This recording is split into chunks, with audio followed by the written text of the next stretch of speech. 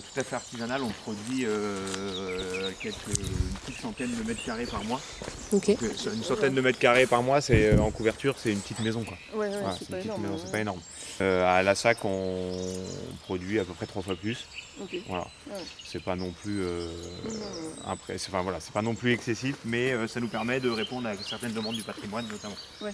Voilà. Alors, du coup, on reste dans une niche patrimoine parce qu'on a une ardoise de qualité, parce qu'on a un savoir-faire de qualité, mais voilà, c'est pas non plus. On peut être écrasé facilement et c'est pour ça que toutes les carrières d'ardoise en France ont fermé les unes après les autres. Mais c'est un enjeu, parce que sinon dans 5 ans il n'y a plus d'ardoise. Enfin nous si on fait rien, dans 5 ans Il n'y a plus de production d'ardoise française, quoi. Un filon c'est à peu près une dizaine, 10 à 15 mètres de large. Et ensuite ce qu'on appelle des pans, c'est de la pierre très dure, qui n'est pas du tout, qu'on ne peut pas fendre. Voilà. D'accord. Et c'est cette pierre qui a compressé, les sédiments pour faire de l'ardoise. Vous voyez, la pierre est très, c'est un peu brouillée, il n'y a pas de fil du tout. Ouais. Et tout d'un coup, on passe sur une pierre qui a beaucoup de fils. Voilà, et c'est là qu'on trouve l'ardoise. Alors, comment on fait pour la récupérer? On vient dégager le filon par des tirs explosifs et ensuite en enlevant avec la pelle. Et ensuite, on vient forer sous le filon avec 5 à 6 mètres de pierre au-dessus. Tous les mètres sur à peu près sur la largeur du filon. Et avec l'explosif, on va venir couper à la base. Et une fois que c'est coupé, après, on va prélever les blocs avec la pelle, les charger, les monter au bout de la tête. Il y a des explosifs qui broient et des explosifs qui coupent. Voilà, c'est en fonction de la nature. Il y en a qui vont travailler là où il y a la résistance, d'autres qui vont travailler là où il n'y a pas de résistance. Okay. Donc nous on utilise un explosif qui ne va pas broyer pour garder la pierre intacte, mais qui va venir juste couper la pierre comme un ciseau, quoi. D'accord. Contrairement aux carrières de granulat. Oui. Par exemple, qui eux, et nous c'est ce qu'on fait ici, pour dégager. On va venir broyer pour pouvoir après dégager facilement toute la pierre. Après, c'est pas parce qu'on est dans le filon que toute la pierre est bonne. De toute façon, après, il n'y a pas besoin. Il faut avoir un œil aguerri et expérimenté pour le voir, mais il y a des endroits où vous voyez très bien qu'elle n'est pas bonne. En tout cas qu'on ne pourra pas en faire des ardoises. Vous voyez le passage là où la pierre est un petit peu blanche là. Bon, voilà. Donc là c'est tout écrasé, c'est broyé, on n'en fera rien du tout, quoi. Okay. C'est pareil, nous toutes les parties où il va y avoir des plis, par exemple ici là, le filon, vous voyez un peu qu'il s'est cassé. Il s'est cassé et il a écrasé, et ça veut dire que tout ce qui est au milieu, tout ce qui est autour, et ben ça va être très coupé, très écrasé, et que nous on ne pourra pas en faire grand chose, en tout cas en ardoise de couverture. Après, on peut toujours faire des blocs, de la paillette, on pourra toujours utiliser ça comme de la roche, mais on ne pourra pas en faire de l'ardoise de couverture. Ici, à Travassac, pourquoi on a une production très artisanale, c'est que de toute façon, on est sur une pierre qui est tellement coupée, elle est très sèche, du coup, dès que ça a joué, ça a coupé, vous voyez, il y a des coupes partout. Du coup, on n'a pas des gros blocs, comme en Espagne. Et du coup, quand on les prélève, on n'a pas besoin de machine, on n'a pas besoin de scie, de toute façon, les blocs sont déjà coupés. Et qu'on va utiliser la pierre en fonction des coupes, on va essayer d'en tirer toujours la plus grande surface, mais ça ne sera jamais très très grand. Voilà, on ne pourra pas sortir des tables ou des plaques de 2 mètres par 100, on n'a pas ça ici. Après on a des contraintes, vous voyez, là c'est pas du tout respecté parce qu'on l'a récupéré comme ça des générations précédentes. Alors moi j'ai repris il y a 3 ans. Okay. Voilà, il y a 3 ans, pas un. C'est récent. C'est récent, c'est récent. Moi, je faisais pas du tout ce métier avant. J'ai repris la carrière il y a 3 ans et je l'ai racheté à Monsieur Buja qui lui avait été fils d'ardoisier et avait relancé la carrière en 89. Il y a eu cette opportunité de reprendre cette entreprise et du coup je me suis formé avec des universitaires en géologie, avec mon prédécesseur, avec les carriers espagnols. Okay. Et puis j'ai repris la société. Quand les gars partaient, dès qu'ils partaient, je prenais leur place et puis j'essayais de faire des ardoises. Okay. Voilà. La difficulté, c'est aujourd'hui, elle est économique. Économique. Aujourd'hui, il faut. Ce qu'on a compris. Le challenge, c'est de payer des salaires. Voilà. Donc moi, chaque fin de mois, quand j'ai réussi à payer mes salaires, je suis content. Donc c'est ça, c'est la rentabilité, la difficulté économique.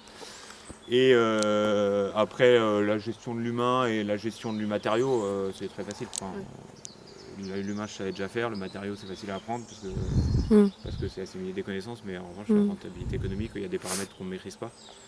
Bah, disons que c'est une pierre qui est assez... voilà, le fait que, vous le verrez là-haut, hein, sur la transformation, arriver à des épaisseurs de 5-6 mm sur des surfaces avec 2 surfaces parfaitement planes.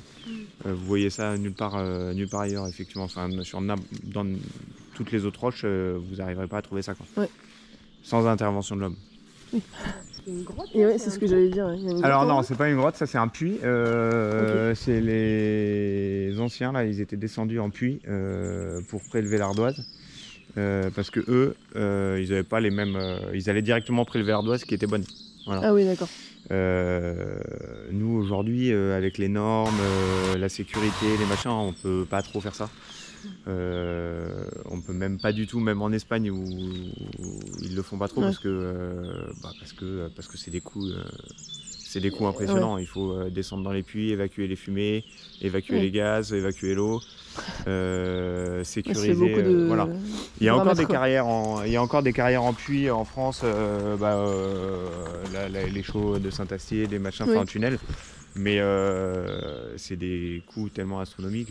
Voilà, nous, c'est impossible de faire ça ici, quoi. Ouais. Donc on est souvent les gens trouvent ça très beau, c'est artisanal. Oui, c'est sûr que l'artisanat ça a un coût, donc on est obligé de se mécaniser parce qu'aujourd'hui on peut pas parce que limite ça plairait aux gens et ça plairait ça plairait à la société de voir des gars qui trimballent les blocs et puis après on rajoute la prévention, on rajoute la sécurité, on rajoute la rentabilité. Et en fait, c'est impossible. Ouais. Et aujourd'hui, nous, notre production artisanale fait qu'on est cher, parce que l'humain coûte cher, parce que voilà. Bien sûr. Et que du coup, en ce moment, dès que la conjoncture se tend, les gens ne regardent plus que le prix, que ce soit les professionnels ou les particuliers. Et aujourd'hui, nous, on est cher. On a beau être au niveau qualité largement meilleur.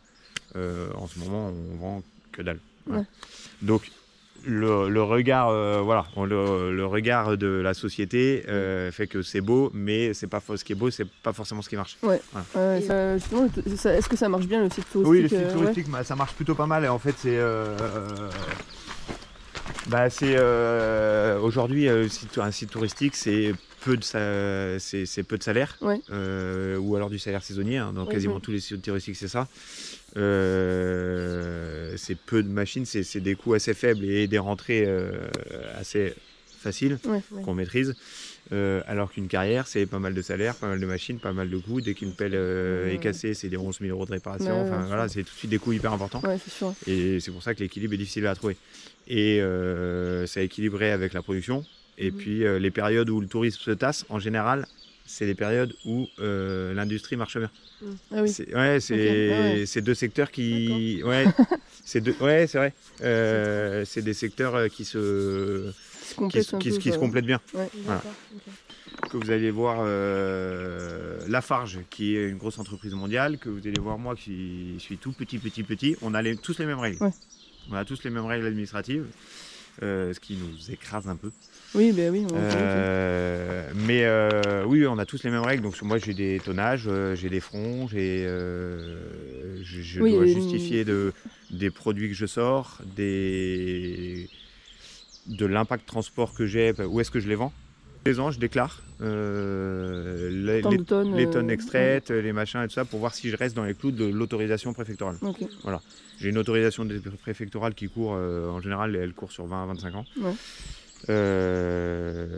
Et ils voient si je reste dans cette autorisation en termes de schéma. Donc si j'exploite au bon endroit, sur la bonne profondeur, si j'extrais sur les volumes accordés ou pas. Qu'est-ce que j'en fais et où je les vends. Quand on utilise de l'explosif, qu'on fait du bruit, qu'on va prélever dans le sol. C'est comme le pétrole, hein, on va prélever une ressource, voilà. Ouais. Alors qu'en fait, non, on utilise la nature avec ce qu'elle nous donne en prélevant de manière raisonnable. Enfin, moi je prélève pour que dans 4 générations, il y ait encore des personnes qui puissent prélever pour entretenir le patrimoine. Ouais, voilà, on est plutôt bien vu. Voilà, on est plutôt bien vu. Voilà, on passe sur des émissions intéressantes. Voilà, du coup, non, on est plutôt bien vu. On n'est pas à la grosse carrière de calcaire. Oui, bien sûr. Voilà. Et c'est ici qu'ils vont faire un premier tri. Voilà, un premier tri, c'est-à-dire tout ce qui va être, qui va pouvoir faire leur base de couverture, ils vont le mettre dans les chariots pour les rentrer dans l'atelier. Et si la pierre ne permet pas de faire leur base de couverture parce qu'elle est pas fendable, parce qu'elle est trop coupée, parce qu'elle est trop, voilà, et ben ils vont lui donner une autre destination. Donc ça va faire du dallage au plus, de la pierre à bâtir. Ce qu'on ne pourra pas envoyer vers un artisan, on va l'envoyer dans le remblai et on va le vendre aux entreprises de travaux publics pour faire du terrassement, du machin. D'accord. Donc, tout est vendu. Ouais.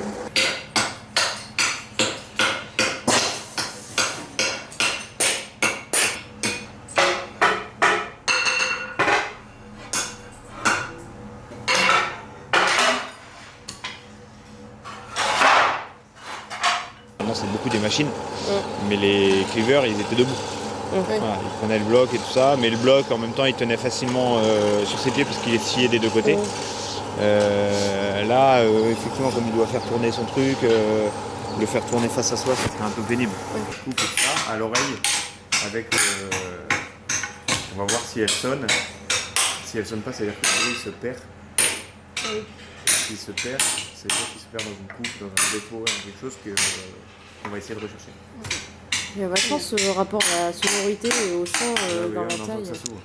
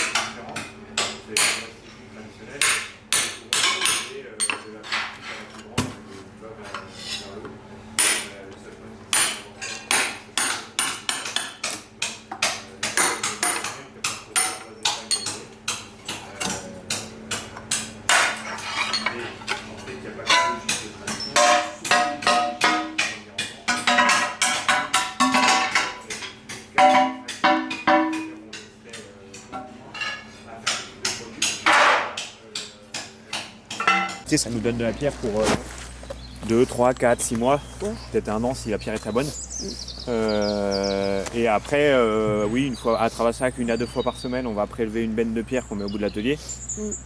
Et ensuite, ils rebillent, ils se font leur chariot. Quand les chariots sont pleins, voilà, ils regardent la météo pour pouvoir rebiller quand il fait beau et être dans l'atelier quand il fait mauvais. Ici, ils font, je pense, à peu près pareil, 2-3 bennes par semaine, mais c'est des plus grosses bennes. Voilà. Ok.